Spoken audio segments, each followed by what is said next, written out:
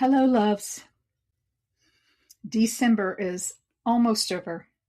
2 weeks left before we have a new year.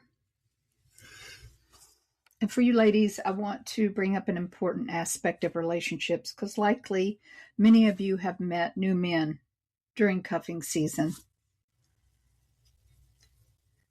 There's a lot of hype on social media about women's standards are too high. A lot of men are getting on, recording themselves, saying all kinds of things about women.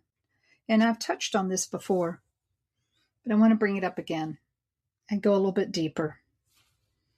It's a good thing that they're getting online and recording themselves saying the things that they've been thinking for so many decades that women was confused about. So now they're being upfront. And in the process, they're trying to shame women. Shame you for having high standards. And I don't know if in their mind they think that by shaming you, they're going to get you to lower your standards or what might be going on in their minds when they record these things and put them on social media. They're certainly not making themselves look more attractive. And the women that they are attracting are women that don't grow and will accept their low standards. And that's fine if that's what they want and it works for both. Wonderful. But don't allow these social media posts to make you believe that because you've grown as a woman and you have more self-love, more boundaries, more emotional bandwidth, healthier communication, that you're somehow not lovable. It's not true. And any man that thinks that those things that cause you to have quote unquote high standards is a bad thing is definitely not a man you want to entertain at all. Just let them be where they are and let the women who are attracted to that kind of thing and want to make them feel good about their standards and how they haven't grown, let them couple up. It's a perfect match. And I'm not saying that in a derogatory way. I'm just saying it as it's compatible. Their belief systems match in that way. But I want to focus on your standards as a woman who's invested time in learning how to have a healthy relationship. And don't allow some hidden part of you deep inside to believe that somehow now you're not lovable. And I've heard it before. I've even said it before many years ago. I've grown myself out of a relationship. Well, okay, I did. For the kind of relationships I had been in, I had grown myself out of that. Yes, that is true. At the time, I didn't understand the magnitude of what I said. I love myself so much more than I did decades ago. It's incredible. And I get to meet myself more and more all the time. And it's actually quite beautiful. And I wouldn't ever want to be in a relationship with a man that couldn't see that beauty also. And if he doesn't meet it, then he's willing to grow to meet it. And it's not about high, low standards. It's about where you've grown and where he's grown. And there's probably plenty of places he's grown that you have not. And that's what partnership is, right? You get to learn what he's accomplished. He gets to learn what you've accomplished. But don't listen to these men that get on social media and try to just shame, blame, and embarrass women for having high standards. Because what they're naming is extremely low standards. We're talking beneath the bar. They may think that if they don't hit a woman, that makes them a great catch. When that's just human decency. It's not being a great catch. It's being a decent human being. And so, we want to look at this, slow it down, journal about it. And you have to draw diagrams, whatever it takes for your mind to understand that the things that they're asking for are just basic human decency, and they're below that. They're asking for you to be below that line of basic human decency. So I hope I'm explaining this right, but it's basic human decency not to hit your partner. It's basic human decency not to go outside of the committed line. It's basic human decency to respect someone. It's basic human decency not to devalue someone. So you're wanting something above that line. They're wanting you to be on the line thinking they're a great catch because they don't do those few things. They don't understand that there's far more above the line that's needed to have a decent relationship. And the way that they're communicating on social media shows you exactly how they are. It's showing you how they communicate. They're communicating trying to shame a woman or women in general. They're communicating in a way that shows you that they don't even understand what a good man is. And they're also communicating to you that they don't grow as a man. And they're using their non-growth as a weapon against women who do grow. And I really love these courageous men that are getting on social media and calling these guys out. It just warms my heart. I'm like, yeah, you go. We've needed this for so long. And there is a movement. I'm not going to deny it. I've posted it on social media. There is a movement of being single, female, unmarried, because of this very thing. And studies project that by 2035, less than 10 years, 45% of women will be single and unmarried. And many of those will be childless. And the reason being is because we're not going to overfunction anymore. We're not going to pull all the hard labor and the emotional weight of a relationship. We're just not going to row the boat anymore. And that doesn't mean that we're expecting too much out of a man. What they're actually saying is, why don't you go back to your lower standards and start rowing the boat again so we don't have to grow? And certainly there are men out there who grow. Certainly there are men out there who can great partners. And there's a lot of men out there that understand this dynamic and they don't get offended when they see videos like where men are calling out other men, because they really do understand that there are a lot of men out there who want women to lower their standards. And so that's a red flag. If a man gets offended by something another man calls another man out on, that's something to look at.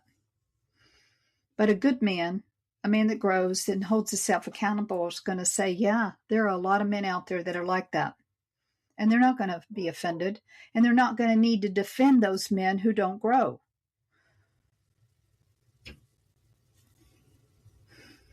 So pay attention to what you see on social media. Like, don't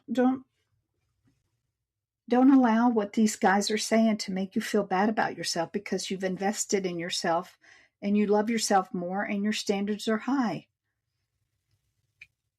And don't make it mean anything if you don't have a relationship.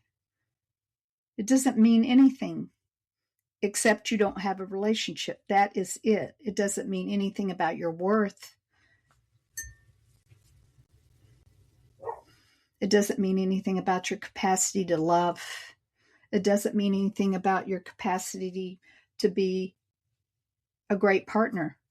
It simply means that you are not in a relationship. And a lot of women internalize the fact that they're not in a relationship, especially this time of year, to mean something derogatory about themselves. And that's where You're blaming yourself for outside situations that you have no control over. And as an evolved woman, you cannot control whether men decide to grow and evolve and become more emotionally mature or not. It's out of your control.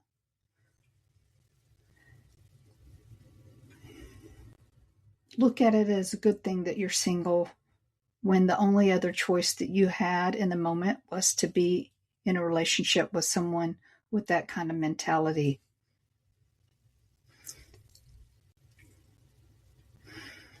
Because to me, it's a choice. Do I drink something toxic or do I drink something healthy for me? And my choice is something healthy for me. And so I'll leave the toxic, poisonous stuff. It's really that simple. Do I stay with myself single, caring for myself, valuing myself, or do I abandon that for something toxic? And for eons, women have fallen for potential. They have fallen for words instead of actions. They had slowly allowed part of their self-confidence to be chipped away by men who will not step up and grow. Contrary to what you're going to hear men say, there are not an equal amount of good men and unhealthy men. There's a lot more unhealthy men than there are good men. And every therapist that I've talked to says the same thing. Guys want to throw that number out there and make you believe that there's so many good men out there and you're just not seeing them, when the fact of the matter is there isn't. The majority of men do not grow. They don't go to therapy. They don't heal their wounds. They don't even hold themselves accountable. They point the finger outward.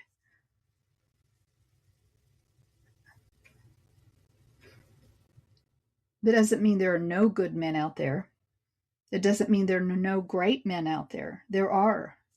It just means that you have to sift through a lot of the unhealthy ones to find a really great guy. Which brings me to another important part that I've noticed. Men that do grow also, and this is something to be aware of, and I'm not saying it in a negative way, but just pay attention to their sense of entitlement because they grow, because they look at their stuff, because they've done personal development. Because sometimes that sense of entitlement is going to negate all the other things that you thought were positive, because they're going to always look at themselves as an entitled man because they do their inner work. And you certainly don't want to be in a relationship with a man that feels so entitled that he's beyond you.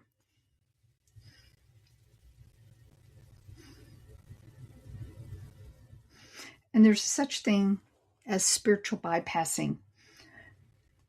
Look it up.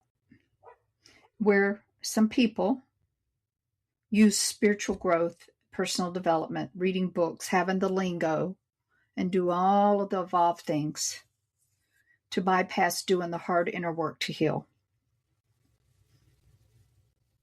And so they may be a step above the other men, but that doesn't make them necessarily relationship material. Because we can do all kinds of things to cover up our wounds, and spirituality and personal development is way up there. We can show it, but that doesn't mean that they're doing it. And if you're doing the hard inner work and you're actually authentically growing, you're probably going to get some sense of their inauthenticity when it comes to personal growth. And you might even get a sense that they are entitled. Really sit with that and ask yourself how you feel in the presence of a man that feels that sense of entitlement because he's done personal development. And how might you feel being in a relationship with someone that thinks they're above you?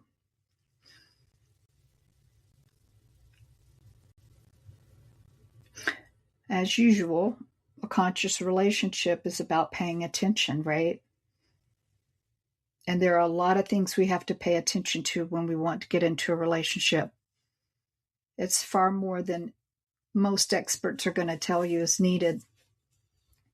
They're just giving you the basics. The best way, and I know I keep saying this because it's true, is to journal so you can see your patterns, so you can mark down those little covert marks and those weird feelings that you had when he does this and that and the other, and then go back and say, oh, wow, I did notice this early on, and now I'm certain this is what's going on. And that's how you become more conscious, is you bring the unconscious conscious.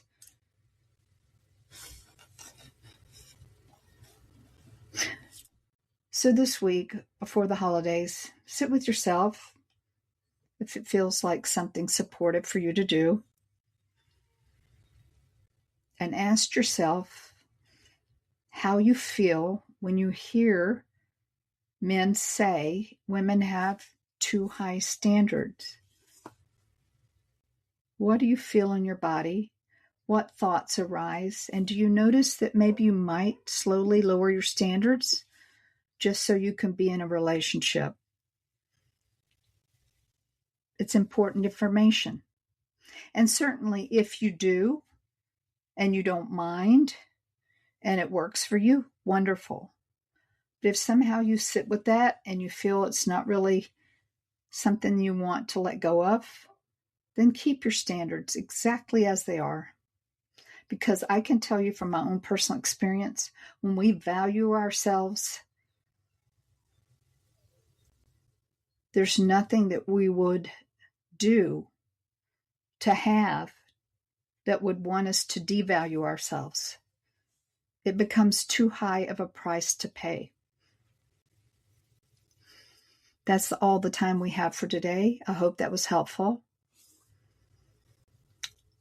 Until next time, stay conscious, pay attention, and if you don't, notice.